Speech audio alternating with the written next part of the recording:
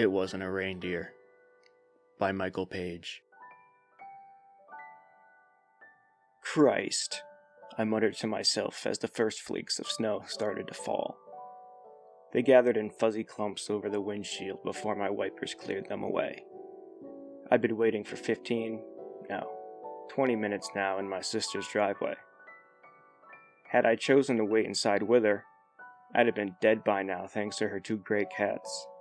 Cute little doubles, a murder to my sinuses. Puffy eyes and a clogged up throat. Yeah, that's just what I needed. Every Christmas, our family made the annual trip to our grandparents' cabin tucked away in the woods of Hope, Alaska, and I'd hoped to beat the heavy snowfall that was forecasted. Since my sister's license was suspended from a DUI, here I was, a hostage to time, with my finger tapping anxiously on the steering wheel. When my mother had asked me to be the one to grab my sister, I'd honestly dreaded it from the start. It wasn't that we hated one another, we just weren't that close anymore. After decades of constant arguments and bitter disagreements, we became distant and our friendship fizzled.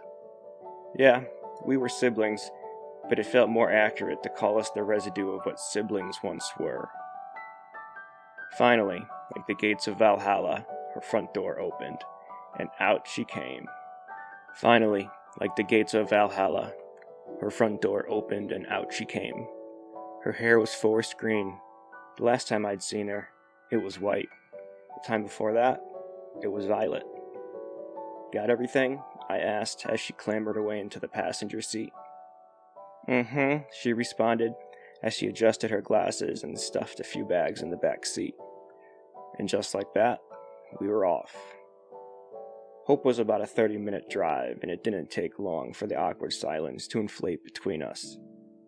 It didn't help that the radio didn't work in my car and that the broken auxiliary port made your music sound like it was having a seizure. By the time we reached the turnoff for the Hope Highway, the road was turning into a thick white sheet. Thankfully, on Christmas Eve night, the long stretch to Hope's small community was quick and vacant. The cabin was tucked away in a fortress of trees 5 miles off the main road. As I made the turn, my sister cracked the window, pulled out a blunt, and lit it with her lighter. "Want a hit?" she asked. Snow crunched between us. Not while I'm driving. It's a straight path. We're practically there already. She took a drag and blew it out the window. I just want to focus on this, okay? She huffed and pushed up her glasses. If you're that worried, maybe slow down a bit now. There was a jab. A piece of bait to lure me into another fight. But I wasn't going to bite, not this time. She could live with us getting there faster. The drive was almost over, and I soon be in a warm living room with my feet up, spiked eggnog in my hand, and Bobby Helms' jingle bells rocking the air. I could already hear Uncle Jed spouting off one of his crude jokes. "Why does Santa Claus have such a big..." "Dude," my sister shrieked, jabbing a finger in my side and moving my mind back to the windshield. The car had just finished winding around a thick trail. The large body of a reindeer stood in the path. Eyes wide open and blank, it didn't move as the high beams found it. Snapped into a panic, I twisted the wheels in a desperate swerve. The car veered greasily to the side in a fine spray of slush. The reindeer, also known as a caribou, remained still, even as the bumper stood inches from its nose. The reindeer, also known as a caribou, remained still, even as the bumper soared inches from its nose. It came to a crunching halt off the main path. "Jesus," I sighed, blessed with relief. "Did we hit it?" "No," my sister said, leaning out the window to check while exhaling another plume of smoke. I wound the steering wheel back around and pressed on the gas. The wheels shrilled in place, kicking up globs of sleet, but not moving an inch. Perfect. I moaned and unfolded myself from the seat to check it out. The two front tires were caked in black slush and practically swallowed in the mound of snow. I kicked at it, trying to clear it off. I kicked at it, trying to clear off the icy debris from the treads in between the wheel wells as well. When that tired me out, I resorted to scraping it off with my fingers. Screw off, Prancer, I heard my sister call toward the dark silhouette of the reindeer, its antlers like gnarled fingers reaching for the treetops. She made a sort of startled yip, followed by a, "What the fuck?" I looked up from the scrim of snow. The reindeer was now standing tall on both of its hind legs. It looked strange, like a silly caricature you'd seen in a kid's book. But out there, in the silence of the woods, it was a creepy image. By the way its vague shape stood on just two legs held in almost human-like balance. For whatever reason, I realized then that it didn't have a tail.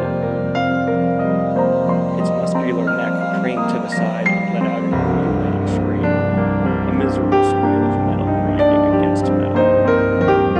My legs were ice sculptures, cementing me to the spot as the shriek widened to a succession of wet grunts. The reindeer dropped down into its original posture and stomped heavily. Puffs of white vapor and strings of snow vented from its nostrils. I was no hunter, but it didn't take a lot to tell when a pissed off animal was about to charge. I leapt for the driver's seat, pulled the door open and slammed it shut just as a muffled thud of hooves reached me. Antler scraped the door as its large body practically flew over the patch I had just been standing in. Very, very fast. My sister screamed as the large bulk of its frame wound back around and charged again, this time shattering the headlights and submerging us in darkness. "Just go already," my sister hollered in my ear. "I'm trying, goddammit," I hissed. The wheels continued to spin helplessly. We were trapped. The creature charged again, this time nailing the window. A cobweb of cracks plumed near my sister's head. I searched for anything, literally anything that I could use as a weapon. I was never really a gun enthusiast, but at that moment, I just shaved my head and joined the secular monks if it meant having a Glock in my hand right then and there. After rattling the car once more, the reindeer finally appeared to lose interest and disappeared amidst the cluster of trees. Granted some time to breathe and think, we phoned our dad and told him about the situation. He was going to come down in his pickup and get us unstuck and out of this mess. I looked over at my sister, who was taking a long and steady breath between her fingers. "Are you alright?" I asked. "What do you think?" She grumbled. "I told you to slow down." Another jab, and this time I wasn't going to have it. "You want to be useful?" I yelled. "Get out there and push." "No? Shut the hell up. I don't need this right now." She said nothing else, and neither did I, returning once again to the pocket of silence that our relationship had succumbed to. The sooner Dad's headlights peeked in the distance, the better. Suddenly she rolled her window down. "What are you doing?" I asked. "Shh," she pursed her lips, "just listen." Humoring her, I waited. Sure enough, the sound reached me too. Quiet voice of a little girl coming from the outside. "Somebody," it whispered. "I'm lost. Please help me." My sister unlocked the door and motioned toward it. I grabbed her wrist. "What are you doing?" she snapped. "There's someone out there." "Just wait a second.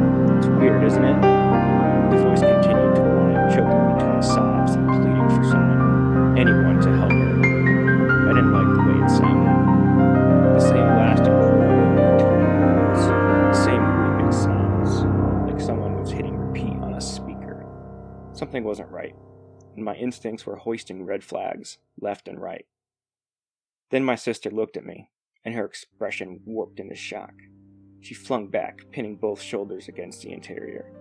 Things that sounded like words bubbled up, but didn't quite make it out of her throat. I turned and saw what was looking at me. It had the face of a man, surrounded by the mottled fur of a caribou's body. The skin was a mummified brown color, wound tightly around its long skull like old crinkled leather. Snowflakes landed upon its wide, expressionless eyes and melted into the dark membranes of its pupils. It circled the car, bobbing its antlers and fogging up the windows as it peered inside. My heart shook the walls of my throat. I locked eyes with my sister, unable to say anything behind the sheer disbelief. I should have grabbed my phone, snapped a photo, recorded a video, anything, but my thoughts were jangled. It then let out the same horrible scream, but I didn't see its tight, controlled lips open. The sound was coming from its neck. Small, fleshy orifices, flapping open like mouths, were converting the high-pitched shrill into the mimicked cry of a little girl. "Help me! I'm lost! Help me!" Nobody believed us. I mean, why would they? If anybody had told me that story, I would have assumed they were hopped up on some crazy psychedelic. But the reality of what I saw was cold, and it's something I still to this day can't fully swallow. Instead of sleeping that night, my sister and I did some research that led us to the myth of skinwalkers, beings of some sort capable of mimicking voices and disguising themselves as animals to lure people into the woods. After reading other accounts, there wasn't a doubt in my mind that that is what we'd witnessed out there. Every so often, that night, I'd stare out the window and eye the yard, wondering if I'd see the leathery face watching from the tree line. Neither I nor my sister ever made that trip again, much to the frustration of our family. But there was a silver lining. She and I had never been closer.